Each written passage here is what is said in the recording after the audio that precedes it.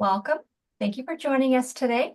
My name is Amy Sam. I am the Health Education Project Specialist at the Maxwell and Eleanor Blum Patient Family Learning Center at Mass General. Today's program is part of our Cancer Center series, a special collaboration between the Blum Center and Mass General Cancer Center. Before we get started, I just want to go a few items with you all. Please note that today's session is being recorded for educational purposes. If you're interested in viewing the recording, it'll be made available on the Blum Center website at massgeneral.org/Blum-Center. Please note that you're in listen-only mode. Everyone has music when here are guest speakers today. If you have any questions, comments, thoughts you'd like to share, feel free to do so in the chat. They'll be available to you. It's going to be located at the bottom of your screen. We'll have time for them throughout the session. Only Blum Center staff and our guest speakers will see your questions. Please do not share any personal medical information or questions in the chat. If you have a personal medical question, please ask your doctor. Lastly, at the end of today's session, you'll be directed to a brief survey, which we'd like to ask you to help us complete. Your feedback is important to us as we plan future programs. So joining us today, we have Dr. Amy Commander. Dr. Commander is the Director of Breast Oncology and Survivorship at Mass General Cancer Center in Waltham and Newton Wellesley. She is also the Director of Lifestyle Medicine at Mass General Cancer Center, as well as the Medical Director of Mass General Cancer Center in Waltham. Joining us today, we also have Dr. Shalu Ramchandani. She is the Lifestyle Medicine and Obesity Medicine Expert, Health and Wellness Coach and Culinary Coach, Instructor in Medicine at Harvard Medical School. She also sees patients at the MGH Weight Center. We are also joined by our special patient guests, Liz and Francine. They all join us today to lead a session on Let's Thrive in 2025, Setting Healthy Habits for the New Year. So please join me in welcoming them. Thank you so much, Amy, for that kind introduction, and we're so grateful to join you today for this webinar. So we're just going to start off our session with a few slides. I'm just going to share my screen, but the majority of our session today will really be focused on an interactive discussion with our amazing panelists. So on that note, I'm going to get started and share our title, which we love. It's kind of catchy. Let's Thrive in 2025. How can we set healthy habits for the new year? So I thought we'd start with a quote that I love whenever I'm thinking about trying to set a new goal, a new resolution, a new intention, whatever term resonates most with you. And this is from the ancient Chinese philosopher Lao Tzu. A journey of 1,000 miles begins with a single step. So I just want us all to keep that in mind during this conversation today as we think about how we can set goals for the new year in terms of healthy habits. I also wanted to share this slide. It is still January. So where did the name January come from? Well, the Roman god Janus. And pictured here, you can see he has two faces. And what's significant about this is he's looking forward towards the new year, towards 2025 and all the possibilities that may be available.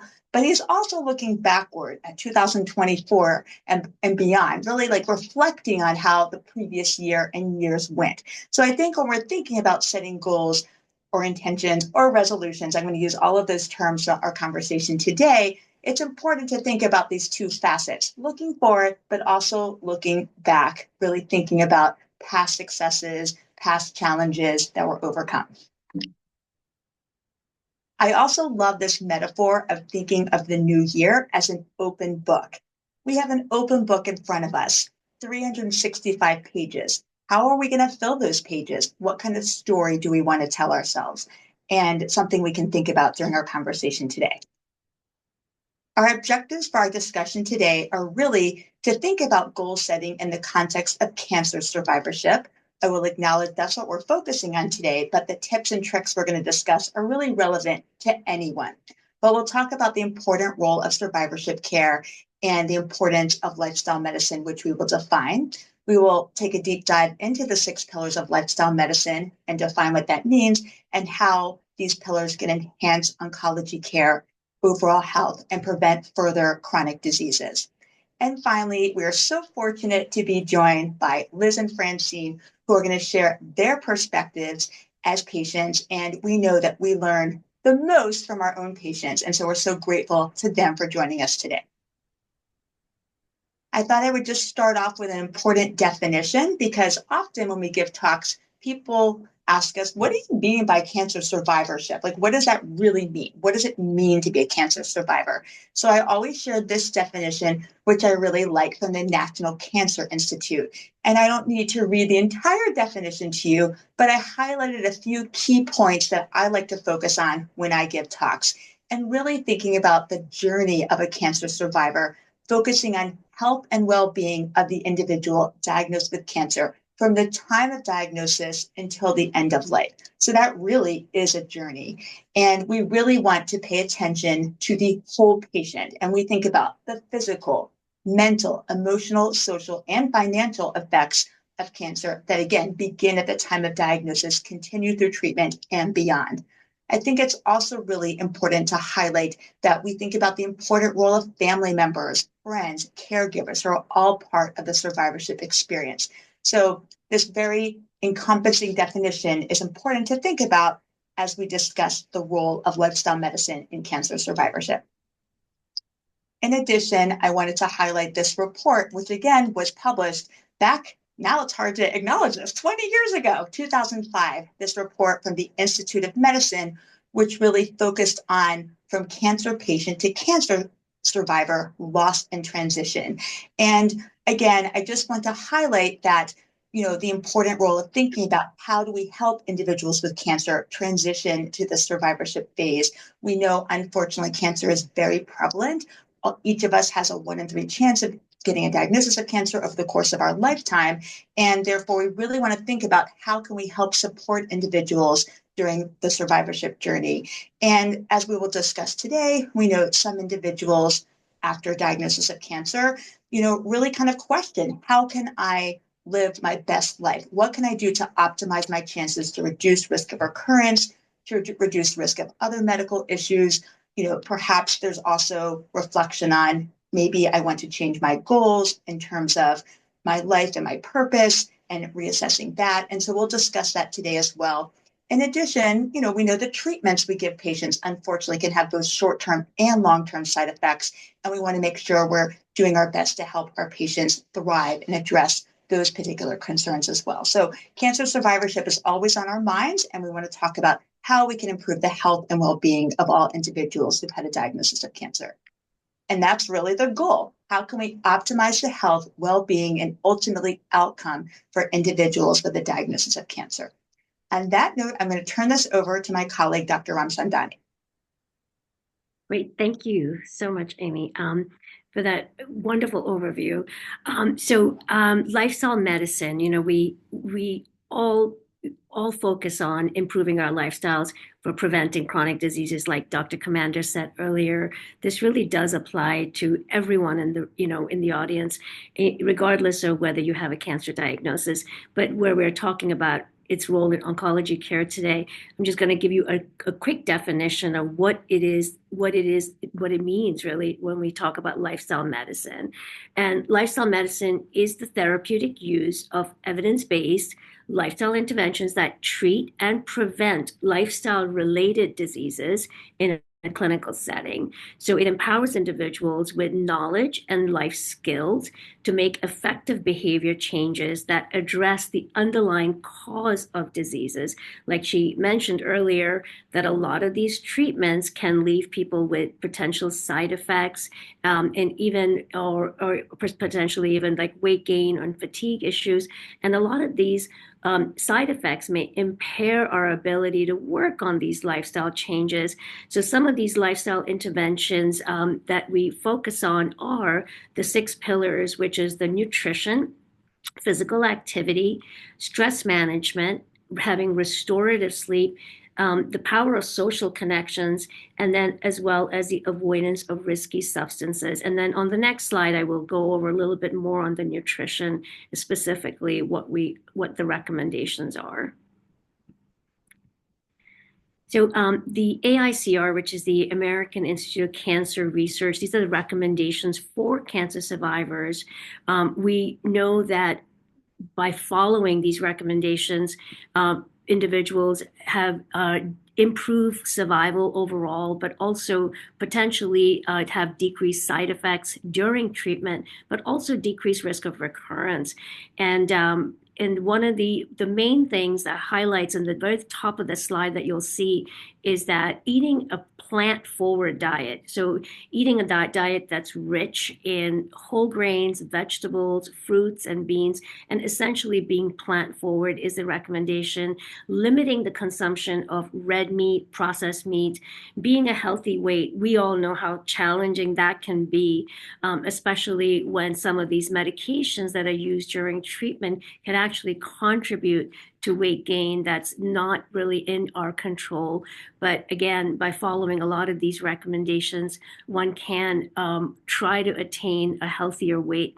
And then being physically active, limiting consumption of sugar-sweetened beverages, limiting alcohol consumption, and then of course one of the recommendations would be to really avoid the ultra-processed foods, a lot of the fast foods, as well as the refined carbohydrates. And we can go to the next slide, Amy. So we're here to talk a little bit about goal setting. So, goals are dreams with deadlines, right? So when we talk about goals, essentially we are adding a deadline to a dream, right? So until we're focused on what those goals are and trying to bring sort of concrete value and a purpose to our goals is going to be extremely helpful. So setting a deadline really helps us to sort of bring that clarity and focus as to what it is that we want to achieve in our lifestyles in terms of all these different pillars that we're going to go over. So when we talk about setting SMART goals, we refer to them as SMART goals because that stands for having a goal be a very specific goal and having it be measurable and attainable, relevant, so also realistic for that individual, and then time bound.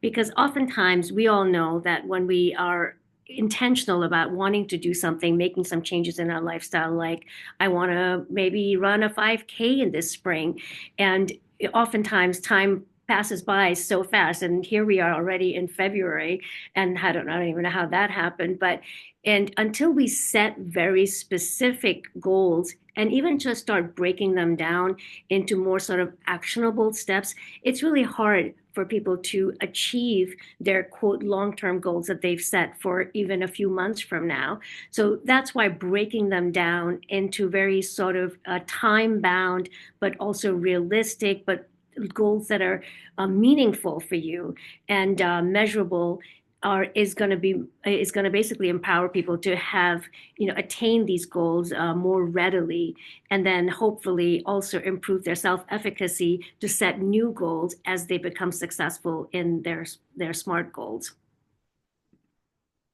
So with that, it brings us to what is your why, right? So goals are crucial because they do provide that clarity, the motivation, but what's essential is really the meaning and the purpose. So knowing what your why is and why you're setting certain goals, I think is going to be really important, because there's nothing easy about having all these changes in our behaviors, right? So if we talk about the different pillars of lifestyle around focusing on nutrition, from physical activity to sleep, that's a lot of different things that you're focusing on. So sometimes it's easier to just break down what is important and why is that important to you now, and then finding one thing that you're going to be able to start focusing on first. Maybe it's just sleep and just trying to get a better night's sleep.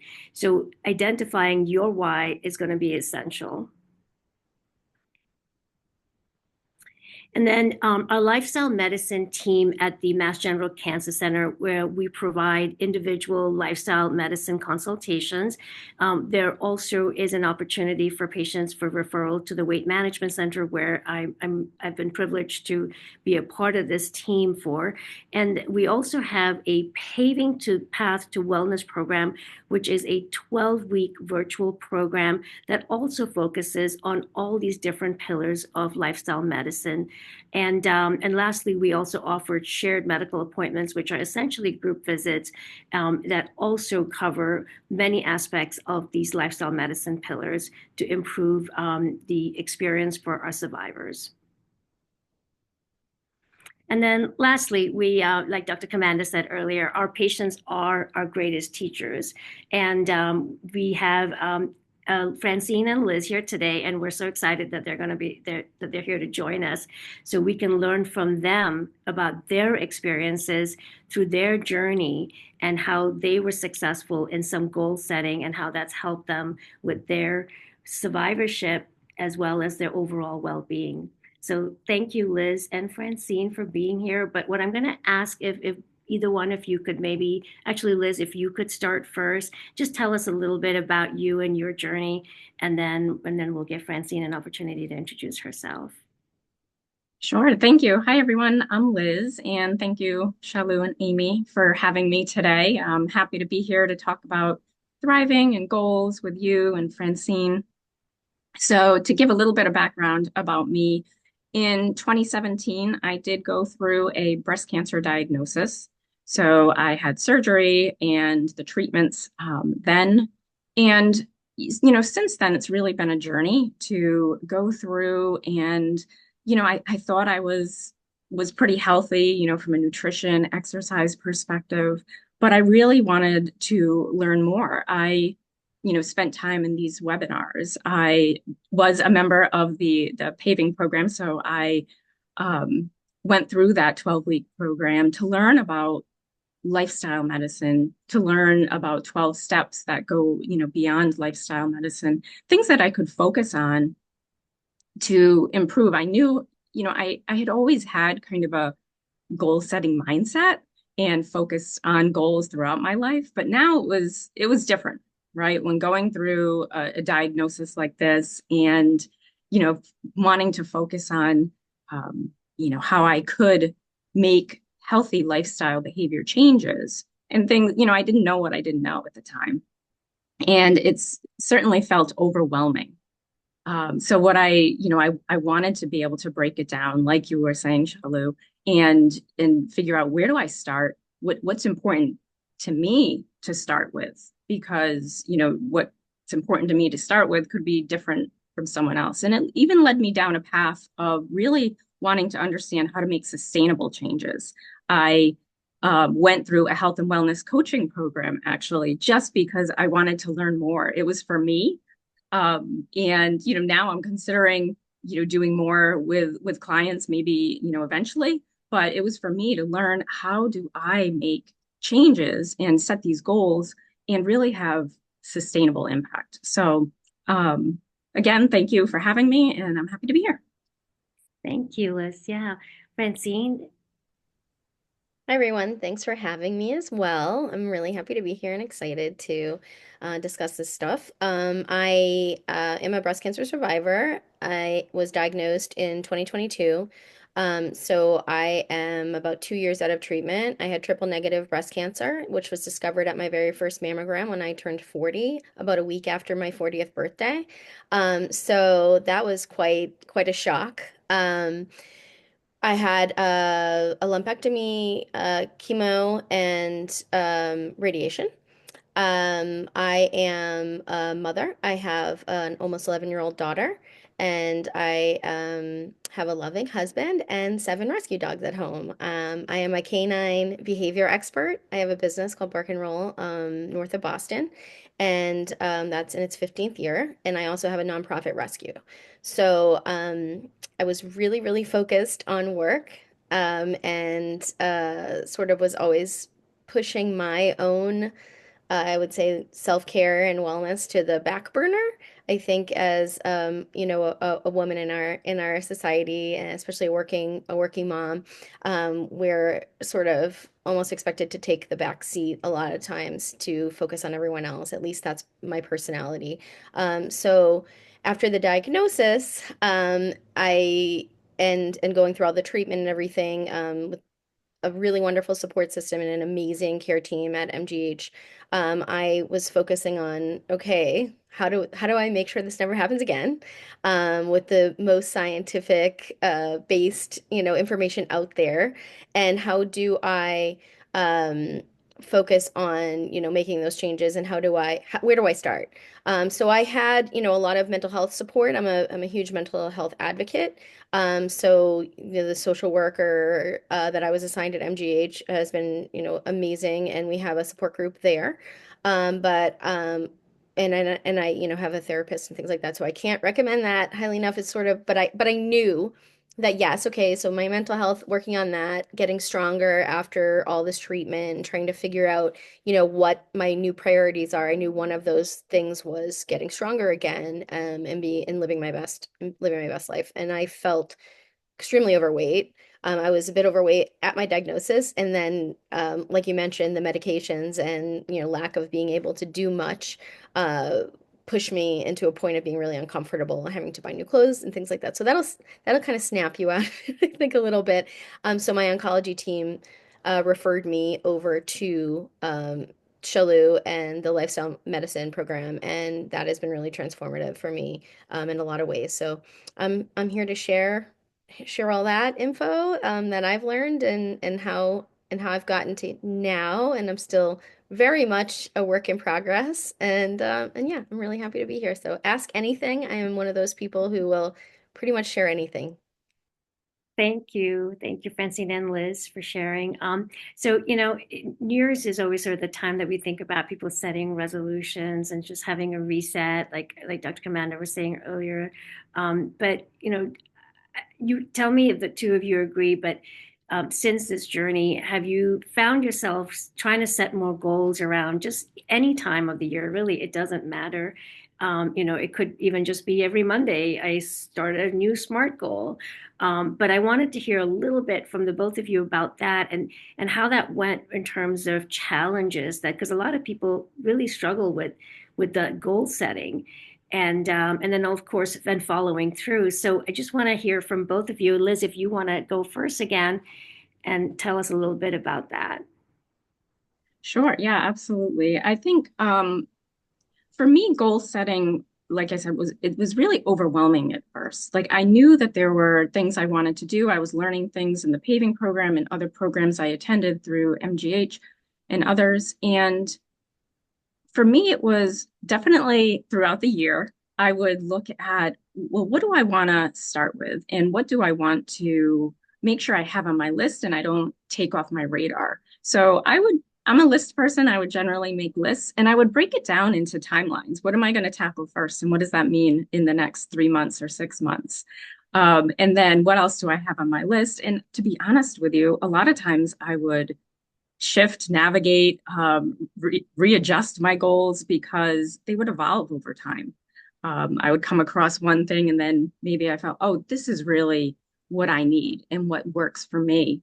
And then I would keep building on that. And sometimes I would go down a path and realize, this doesn't work for me. Let me shift and try something else and focus on one of the other goals or whatnot. And so it can be challenging, but I think having that open mindset that it doesn't have to be, one goal that I initially started with, that's it. And if I don't get that it doesn't mean that that's not a fit.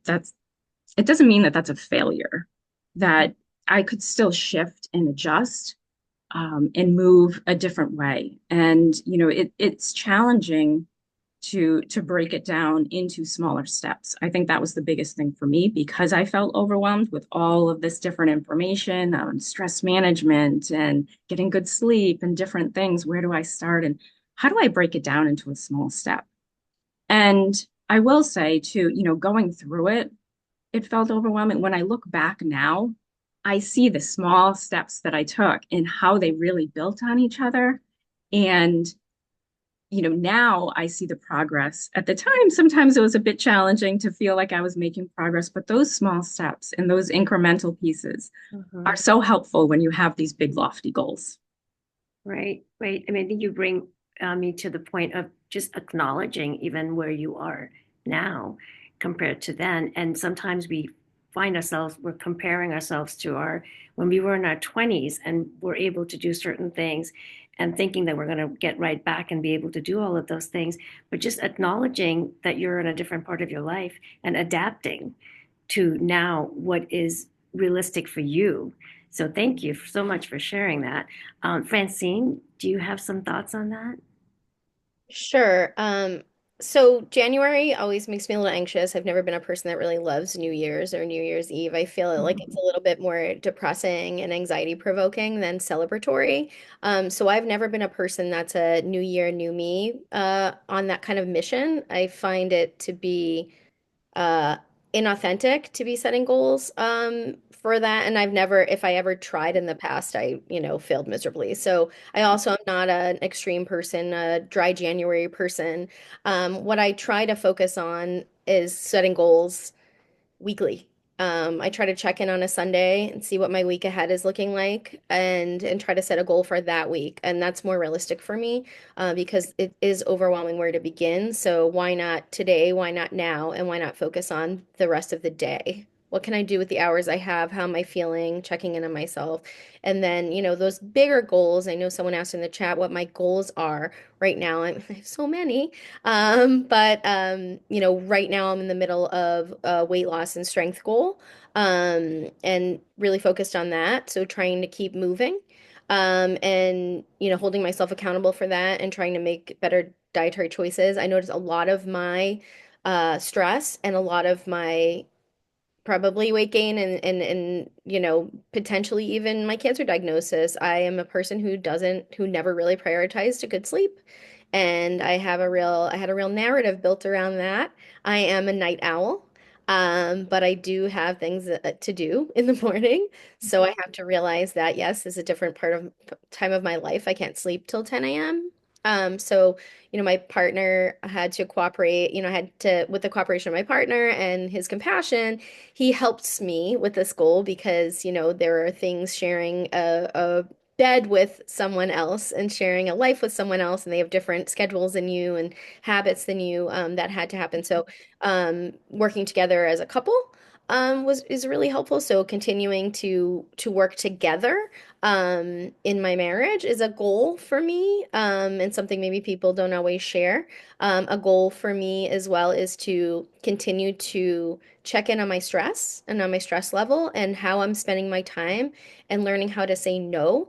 I saw in the chat that how am I prioritizing self-care was a question for me.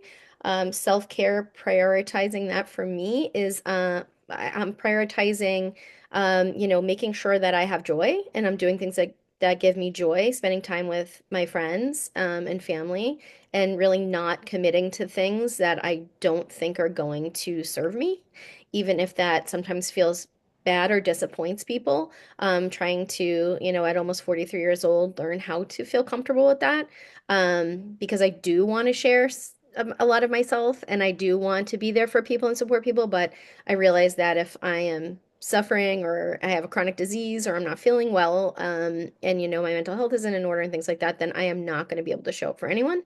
So yeah, and I think also just going back to the January piece, I mean, I know as a mom and someone with, a family and we like to travel around the holidays, like at the beginning of January, all I want to do is like indulge in rest and quiet. And I don't want to be ramping up and, a gym membership and I'm gonna, Yeah. all of a sudden start having a million different commitments. And that's not what I want. And it's not realistic for me. What I want is to just decompress from a really stressful, and busy and joyful, a lot of times, holiday season. So I think to like, let's give ourselves some grace in January for sure. I love that. Yeah, prioritizing your self-care and just checking in with yourself. I think that's so important. We don't do that very often. Such a great message. Thanks, Francine. Yeah, thank you, Liz and Francine. I mean, you shared so many really helpful insights that, I mean, there's so much we could talk about, but I did just want to follow up on how you both kind of relayed how setting goals can be really overwhelming. And Liz, you started off by saying how when you first went through the paving program or learning all about the pillars of lifestyle medicine and how to improve your sleep and your nutrition and your exercise and all of that stuff. And it's like, whoa, it's just so much. But now you can kind of reflect looking back like the god Janice on like how you've made progress since that time. And that's really inspiring. But you did highlight how overwhelming it initially was. And similarly, Francine, you're kind of like, I am not a New Year's resolution kind of person. Like January makes me feel anxious and everyone talking about new year, new me. And I do want to say a lot of people do feel that way. And Shalom and I often say when we give these talks, you don't have to set a resolution on January 1st. You can decide to set a new goal on March 13th. It doesn't really matter what date it is. It's really thinking about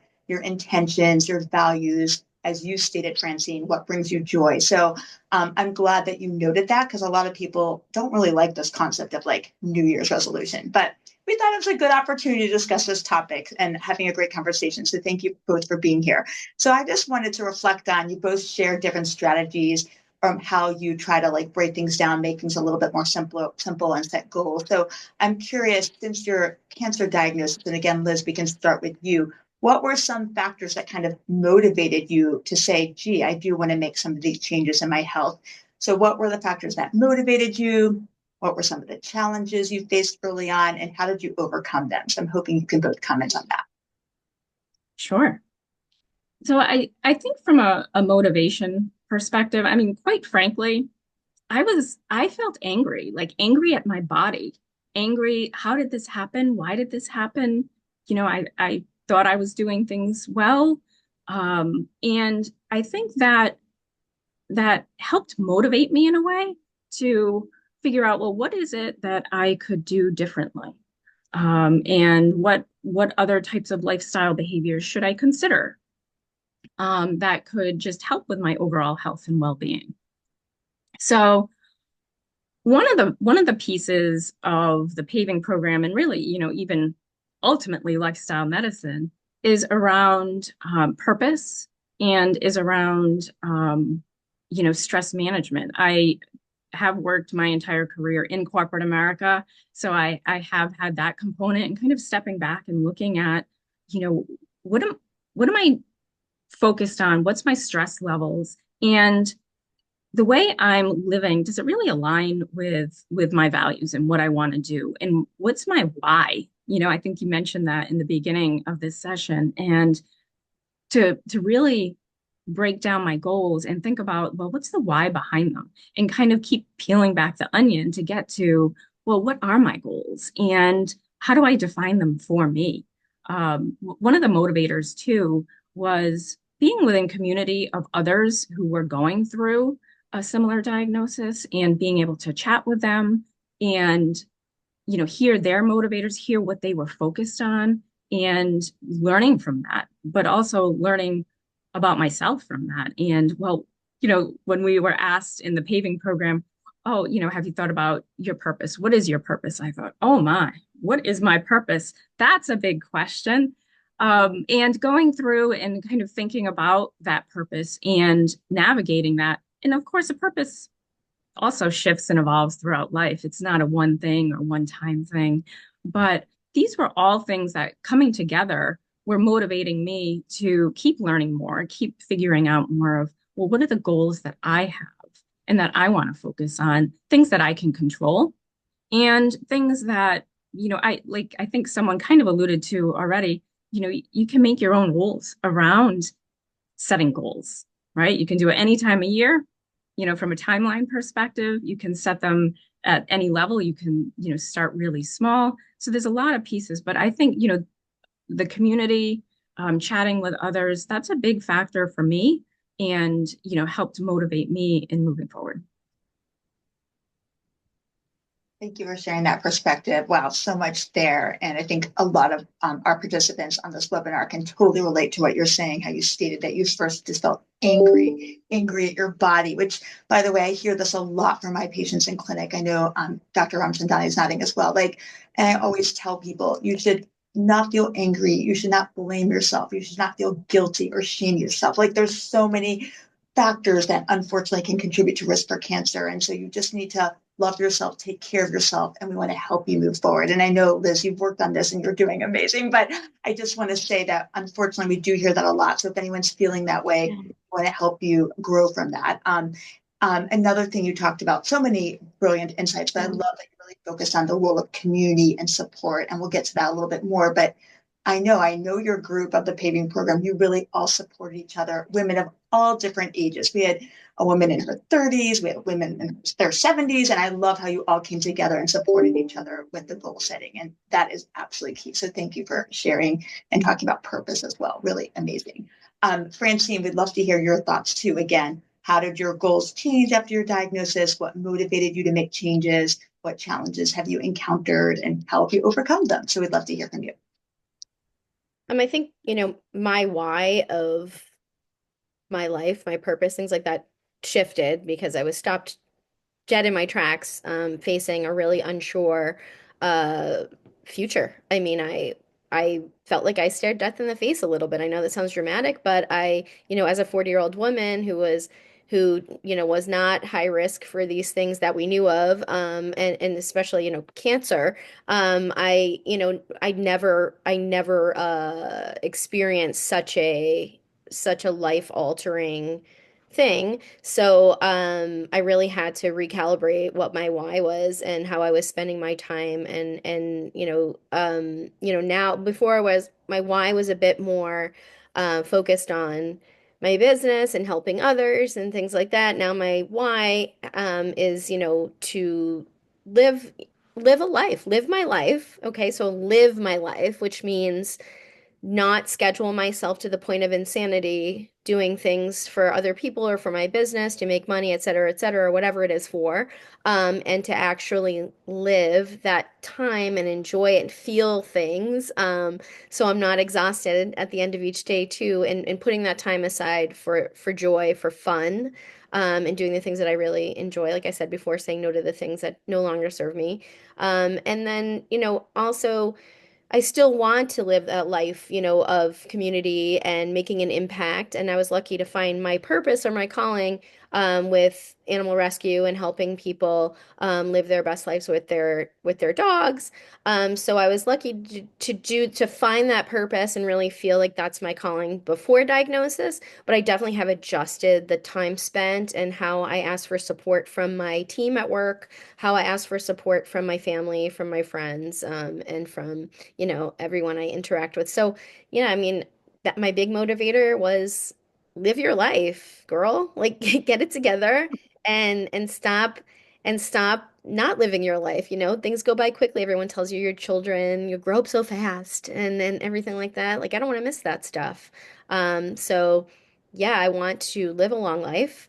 So if I can, have these science-based facts and do things that can actively help me to do that, you do focus on guilt and blame. What did I do? What did I do to cause this cancer? How can I not do it again? So, there are things that I haven't given up, like alcohol, for instance, and I'm sure we'll get into things like that. But, learning to do things more in moderation and also, and stuff like that. So yeah, things have definitely changed. Also, you you both said we're at different stages of our lives, Liz and I. We're not in our 20s anymore, although we both look like we are, we're not. Um, so I think, being for me perimenopausal, things like that. I have to be realistic. I'm not family planning anymore. Just looking ahead at a different stage of life now too. It's really overwhelming, as you can Yeah. imagine. Yeah. No, thank you both. Yeah. I just want to highlight a couple of things that both of you have kind of raised as well, like just how your why has shifted, right? And, this is something like earlier on, I think Liz also alluded to that, is that none of this is a destination. All of this is just a journey, right? Our why is constantly shifting. So same thing with your goals, you're sort of reevaluating where you are now and then adjusting your goals accordingly and also accepting where you are in your body, right? And then adjusting your goals accordingly. So I think, I just wanted to point that out because that's so important that people understand that. But I also wanted to check in with both of you about just the role of accountability. I've heard Francine mention her spouse a few times, and then also just counting on family and friends. So Francine, can you maybe first talk a little bit about the accountability and how that was helpful for you? Um, hmm. And the accountability of myself or accountability of everyone, or where are we going with this? The accountability, like how you felt, how were you able to stay accountable?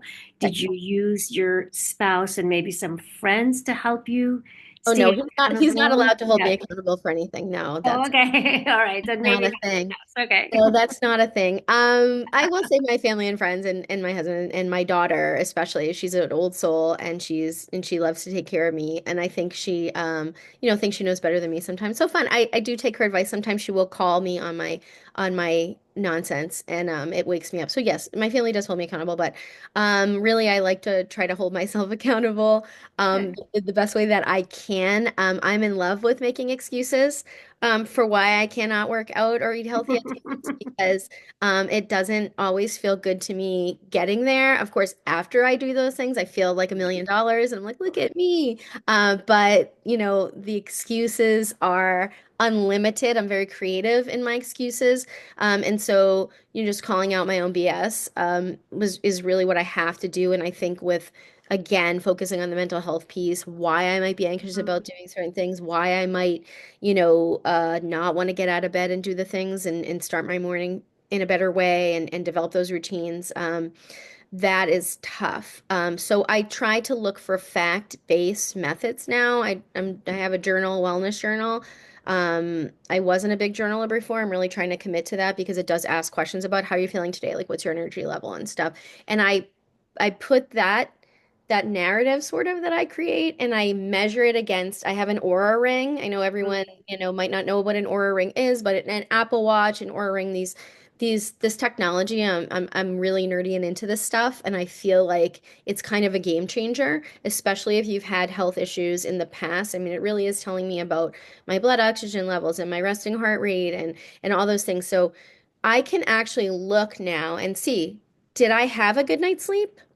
Or am Mm. I lying to myself and saying I did and like or I don't feel like crap or I do feel like crap like what is it physically is my body ready for the day ahead and what level of readiness? So it actually gives me a readiness score. It's like you need to chill today. Today's not the day to push it super hard, lady. And then other days it's like you know what? So I might scale back. I might scale back and say, you know what? Maybe I can move a couple things around. Or it's like, you're really ready today. You had a great night's sleep. And I'm like, yeah, but I didn't really feel like working out today. It's like, okay, go do something. Go move. Go take a walk. Go do something because your body is, from what it's telling me, unless it's a big lie, although it has been telling me so accurately.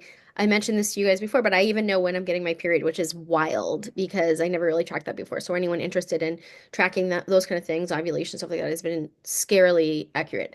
But anyway, so yeah, the accountability, Accountability, yeah. fact-based accountability, and compared with the narrative that I like to create or the narrative that other people create. You're doing too much. Your stress level's terrible. I'm like, maybe you're projecting on me a little bit, and that can be sometimes my husband or my Hmm. family telling me this, that, and well, who really knows best is myself and my Aura ring.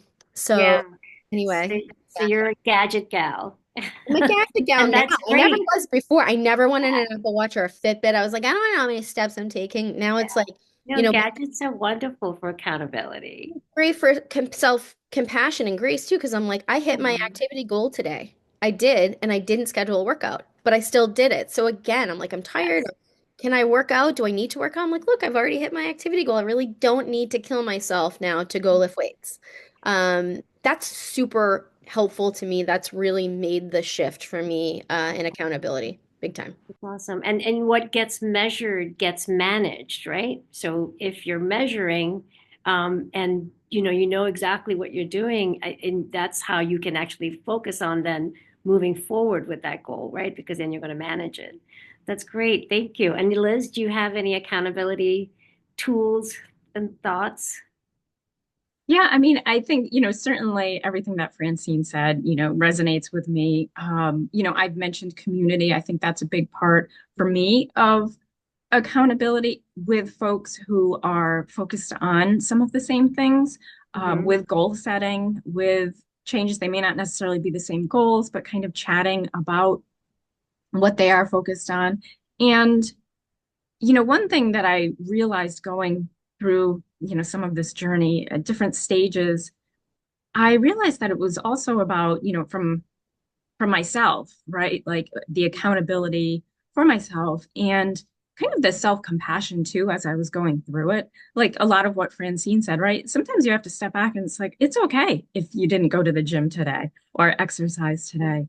And sometimes things just weren't working either. Like, like I was holding myself to these goals, the perfectionist in me and kind of a recovering perfectionist of, okay, well maybe that's not the right goal then, right? And like how do I hold myself accountable for just thinking about not beating myself up over something, and then and one thing I love, Francine, you were kind of alluding to it as well, is let's use exercise as an example. It's great to be able to say, you know what, well, I didn't make it to the gym. Okay, well, maybe when I'm in the kitchen washing the dishes or brushing my teeth or something, I'm going to do 10 squats, right? And just get something in. And that makes a difference. Every little step makes a difference for me.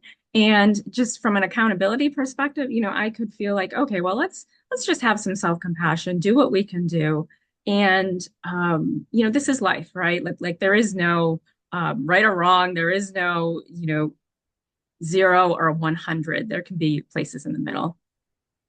Yeah, I love that, Liz. I just want to point out the self-compassion piece is such an important piece around this because I feel like we all tend to be we generally tend to be harsher to ourselves than we are to our friends, right? Or if somebody came to you as family member or your friend, you would reassure them and say, hey, you did great today. You did your 10K steps, even if you didn't get to the gym. But I think we should all be using that nice, kind voice to ourselves more often and in a reassuring that person that it is okay because you've tried and today you're having a little bit of a slower day and that's perfectly fine. Yeah, so that's great. Thank you for bringing up that self-compassion because it's so important. Wow, I agree, Shalou. I mean, you both brought up so many important themes. We're so grateful that you could join us today. And I'm laughing, Francine, when you talked about your R ring, because I was like showing off mine. That I'm like, ooh, I should check my score for today. I didn't see what it was. Didn't sleep very well. See, we're all a work in progress, as we talked about at the beginning of this webinar. So Shalou and I are too. Anyway, we talked a lot about Liz, you mentioned I need to overcome being a perfectionist and be kind to myself and think about community and support. And Francine, you also thought you shared some of these great tips that you use, like your wellness journal. I love that. I just wanted to actually take a slightly different tact and think about, we both talked about how you had to learn to prioritize yourself and focus on yourself in terms of achieving some of these health related goals. What are some things you had to say no to? You had to maybe perhaps form some new boundaries around things that you maybe used to do. And can you think a little bit about that? It just came to mind that I wanted to ask you about this because a colleague actually got me a present recently. It's a mug that says no. It is hard to say no sometimes. So I'd love to hear your thoughts and Shalou yours as well. So Liz, why don't you go first on this one? I guess I would say, saying no, some situations it is more challenging. And I think for me, one of the things that's difficult in saying no is when, like, let's say I'm working on my nutrition and what I'm eating, and with family, maybe focused on different areas of nutrition and eating, and we're not really aligned, maybe sometimes. So, how do I handle that, right? And make sure that I'm still going forward so that it's aligned with what I need from a nutrition perspective and what I want to eat that day, or whatever the case may be. So it's kind of saying no to those influences and strategies from family members to be like, oh well, let's do this instead, or And looking for ways that I can still, make sure we're all, having the same meals or, going to a restaurant or whatever, and can find solutions, like especially if it's going out to eat. I was never a big like having a salad at, going out at a restaurant, whatever. But finding different options for meals on a menu that can bring more vegetables, and proteins and making sure that I'm getting the right balance that I'm looking for. So that's a challenge sometimes, friends, family, in balancing that. But I try to just stay true to what I need and like I said, balance it with what they need to. That's great, really helpful. I'm sure many relate to what you're saying, especially when it comes to eating out or eating with family members who maybe aren't sharing the same, dietary ideals as you are. So, Francine, you were kind of laughing when I posed that question. So I'd love to hear your take on this, your hot take. Oh, because I follow Robin Arzon. She's a health and wellness coach or whatever. I don't want to call her that. She's a health and wellness influencer. Maybe she's a Peloton instructor as well. So, um, and she talks about saying no so that you can say yes. So I that just stuck in my head. Uh, being really mindful about saying no. So learning to say no. Oh boy, I say no to a lot now. And maybe people don't understand sort of why I do, but I mean, I also try to say yes to, but I try to say no to, I've had to say no to family. Family, any sort of drama, any sort of things that were going to send me down a spiral or peak, trigger my anxiety. I've had to draw some serious boundaries. Not outside my immediate family. They're wonderful. If they're watching this, I'm not talking about you. I am talking about my mom, who will be like, knowing that I'm doing, my weight loss journey, and will be like, but I just baked you a dozen muffins. We're Italian American, so I mean, portion size, that's not something that I was even aware of. So, but and then looking at my plate and saying like, "Aren't you hungry?" I'm like, "Yeah." Well, now I have an appetite suppressant that kind of gets me to the point of saying, "You're full." So that's an adjustment. So kind of having to explain myself a little bit. I don't mind that, but just saying no when I don't want to, when I don't want to be pressured with food or alcohol and things like that. That's bigger for me now. I also feel like, like I said, I've said no to um, anyone bringing chaos into my life as much as I can. And I also no is a big thing for me at work now. I really had to train myself with work because I have about 30 employees. I am not responsible for everyone's happiness or everyone's healing. And I need to remind myself I am not responsible for that. These are grown adults or growing adults. Same thing with the people in my life, my friends, family, and everyone is accountable and responsible for themselves. I had to stop. I'm an empath, and I had to stop obsessing about fixing other people's problems or finding a way to make sure that they knew I was there and I was helping and all that. So saying no to that and saying no to my own excuses, as I said, if like Liz said, no, if I'm an intense person, so okay, if I miss today's workout, forget it, and then you fall in a rut because the next day you don't feel like it either. But if you do 10 squats or you walk for 5 minutes, like it does not have to be all or nothing. It can be bite size. I was just reading about, is it Japan? They do tiny bits of exercise all day long. So bursts of exercise. And it's like, I read an article, I think it was the Times, are we doing exercise wrong in the US by focusing on like an hour or 2 hours? By the time it does become time consuming if you're going, especially going to the gym. It's important for me to realize that I'm not a gym person. Working out at home is how I get it done. So saying no to being pulled into those things too, like come to classes with me. I'm like, no, I don't want to. That's just not my thing. So yeah, I think, saying no to the narrative that I continually created. That's yeah, that's that. It's hard to do. It is. And I think, just bringing back what you said earlier, is you want to do what's going to serve you now. And if it's not serving you, then you're not going to be wasting your time because time is precious, right? Yeah. No, that's great. Thank you so much, both of you, for sharing. How much time do we? Oh, we only have like 6 minutes left before the hour. I think this might be a good time if we want to just go around the room and, share one pearl maybe with everyone. And I can go first. I'm just going to repeat what I said earlier. What gets measured gets managed. And I think tracking is really good because it does help to bring a lot of awareness to, all the different sort of pillars of lifestyle medicine and what we're doing. So I love tracking. But maybe Liz, do you want to go next? And Sure.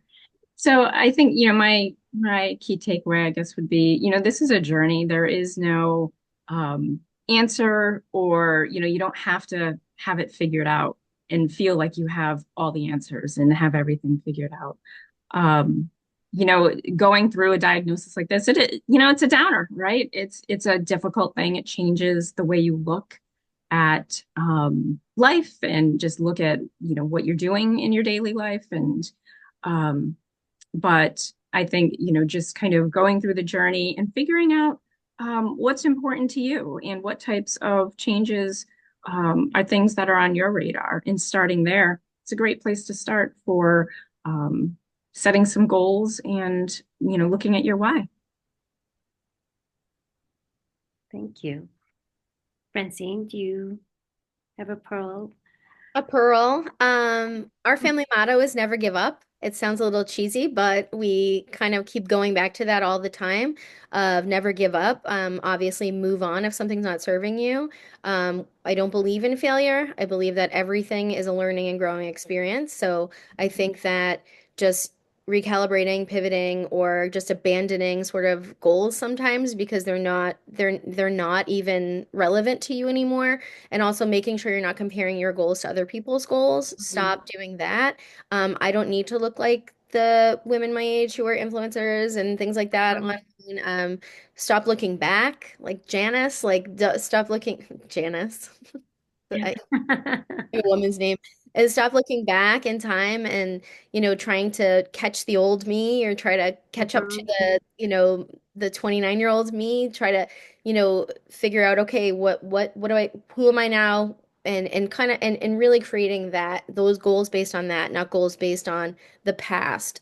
Really, someone brought up that they're tired, they're fatigued, this takes a lot out of you. Cancer takes a lot out of you, and that's okay. Your goal should be then what is best for you now, and then you'll build on them. You really will. You'll notice that you walked for 5 minutes today, and then you're going to want to walk for six maybe the next day. Or, and remembering that progress is not linear.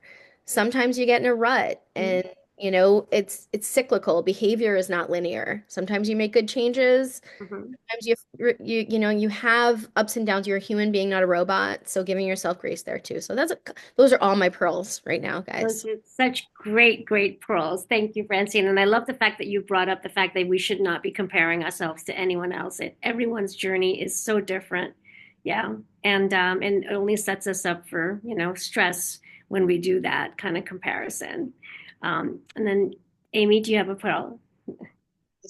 My goodness, I just want to say how grateful I am for all of you for sharing all this wisdom. I'm glad this is getting recorded so I can listen again and maybe write down everything you're saying, but because I just loved everything that you shared. I do have a quote here I wanted to share. So many of you know I'm a runner, so I'm a big fan of Des Linden. For those of you who don't know, she won the Boston Marathon in 2018 when it was like a monsoon, wind, rain, freezing temperatures, horrible conditions. So her quote is, set big goals and learn to love the work that gets you to them. So I love that. Yes, it applies to running, but it also applies to so many things in life. You have to love the process. So when it comes to exercise, find something that brings you joy. When it comes to nutrition, find something about changing your diet that also is satisfying to you. I mean, we can apply it to so many different examples. Our time is limited. I just want to say that learn to love the process. And I think many of you would agree that that's so important for goal setting. So on Mhm. that note, I just want to thank Amy and the Blum Center for inviting us. And please check out our website for the Mass General Cancer Center Lifestyle Medicine Program to learn more about all of our offerings. And Amy, would you like to make any final comments? More like thank you all. Liz, Francine, special thank you for joining us today. I really loved everything that you shared, and I what struck me was, be kind to yourself and the importance of practicing self-compassion. Even if you've got small setbacks, that's okay. Thank you, everyone. As I had mentioned, today's program is being recorded. If you're interested in viewing the recording, it'll be made available on the Blum Center website at massgeneral.org/Blum-Center. Thank you, everyone. Take care. Thank you both. You.